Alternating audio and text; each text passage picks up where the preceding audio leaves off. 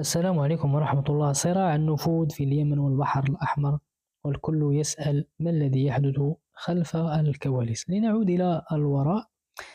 سنة 2015 دخلت المنطقة مرحلة جديدة من الصراعات المعقدة بعد إعلان تشكيل التحالف العربي بقيادة السعودية وبمشاركة الإمارات تحت شعار دعم الشرعية اليمنية ومواجهة جماعة الحوثي المدعومة من إيران.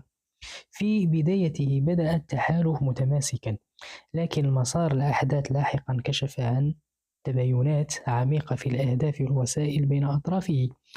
مع مرور السنوات تراجع الدور الإماراتي في مواجهة الحوثيين، مقابل تركيز واضح على بسط النفوذ في جنوب اليمن عبر السيطرة على الموانئ والجزر الاستراتيجية في هذه المنطقة، ودعم قوى محلية ذات توجهات انفصالية. هذا التحول خلق واقعا جديدا على الأرض، وأضعف الجبهة المناهضة للحوثي، وفتح الباب أمام مشاريع تقسيمية تهدد وحدة اليمن وسيادته.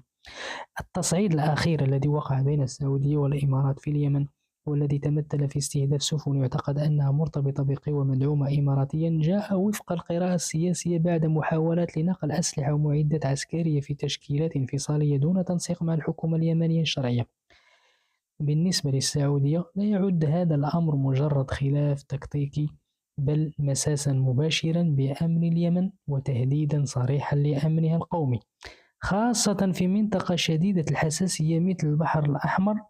ولا يمكن فصل ما يجري في اليمن عن التحركات الإماراتية في القرن الإفريقي كذلك، تحديدا في إقليم سومالاندا غير معترف بها دوليا. فالإقدام على الاعتراف بالإقليم وبناء قواعد عسكرية فيه يعكس سعيا واضحا للتموضع عند مدخل البحر الأحمر والسيطرة على أحد أهم الممرات البحرية في العالم.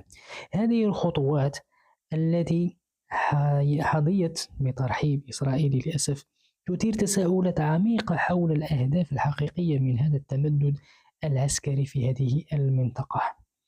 إسرائيل التي لطالما سعت إلى تأمين خطوط الملاحة الخاصة بها تنظر إلى البحر الأحمر ومضيق المندب في هذه المنطقة كأولوية استراتيجية.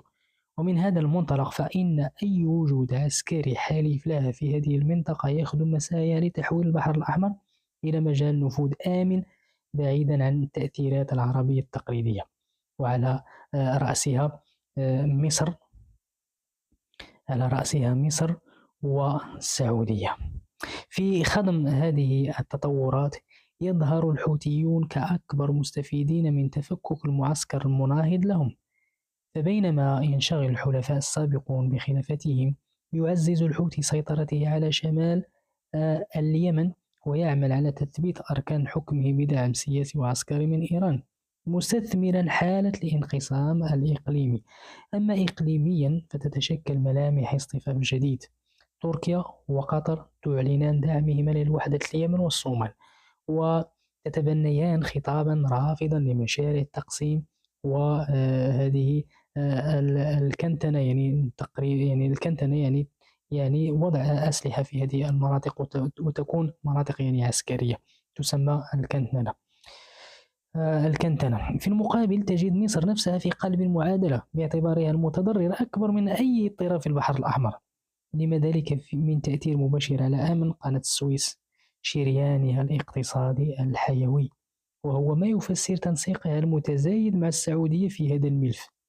في الأخير نحن أمام صراع يتجاوز حدود اليمن ليضع المستقبل الأحمر أو يعني البحر الأحمر وأمنه بين محور يسعى وفق هذا الطرح إلى إعادة رسم الخرائط وتقسيم دول، ومحور آخر يتمسك بمبدأ السيادة ووحدة الأراضي، يعني وحدة اليمن. والرسالة السعودية الأخيرة كانت واضحة: العبث بأمن المنطقة وخطوط الملاحة الدولية لن يمر دون رد، وأي محاولة لفرض وقائع جديدة بالقوة سيكون ثمنها باهظا. أتمنى أن تكون الفكرة واضحة لما وقع في هذه الأيام على أراضي اليمن، والسلام عليكم.